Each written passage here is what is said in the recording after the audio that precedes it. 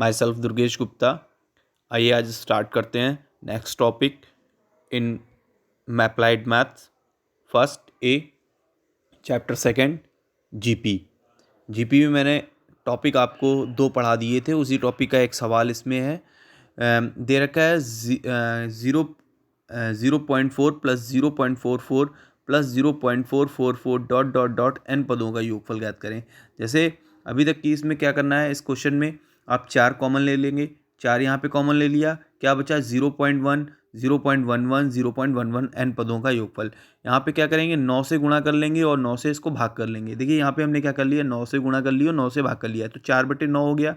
फिर 0.9 plus 0.99 plus 0.999 dot dot dot n पदों तक की।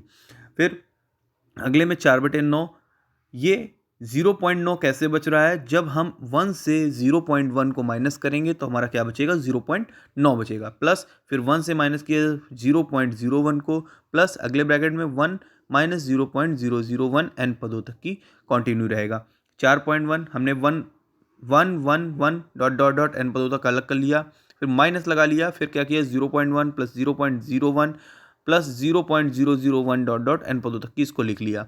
अगले में 4.4/9, अगले 1 plus 1 plus 1 dot dot n पदों का योगफल हमेशा आपका एन रहता है। फिर 0.1 को हम क्या लिख सकते हैं, 1/10। इसी तरीके से 1/100 लिख लिया, 1/1000 लिख लिया डॉट डॉट।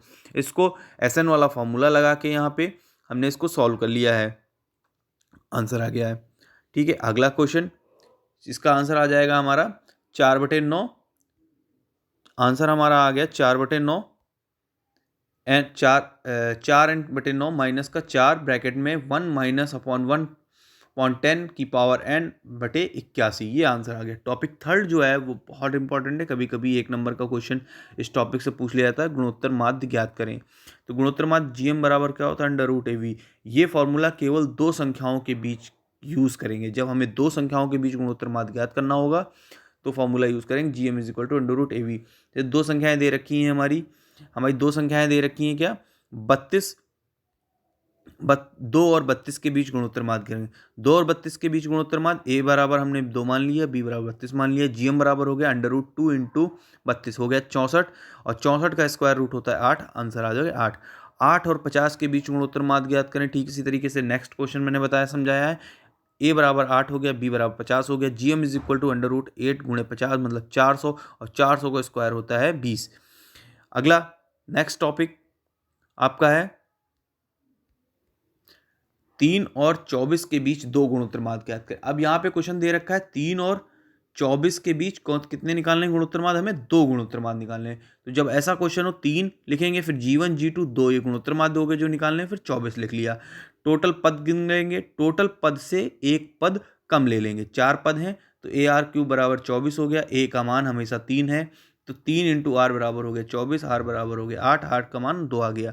सॉल्व कर लिया, G1 AR होता है, G1 की वैल्यू 6 आ गई, G2 AR², G2 की वैल्यू 12 आ गई, अर्थात G1 G2 हो गया आपके 12। इसी तरीके से 16 और 1 के बीच गुणोत्तर माध्य ज्ञात करना है, ये आप ज्ञात कर लीजिएगा, मैंने क्वेश्चन आपको दिया है।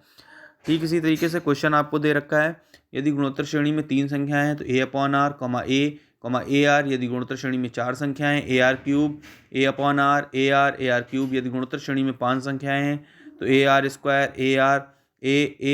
AR होगी। यदि गुणोत्तर श्रेणी में 3 संख्याओं का योगफल 19 है और गुणनफल 216 है तो संख्या ज्ञात करें।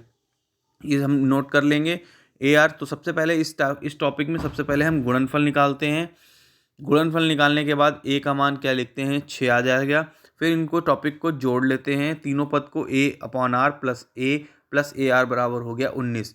इसको जोड़ लेंगे तो ये सॉल्व कर लेंगे। A के मान हमें पता है 6 रख लिया।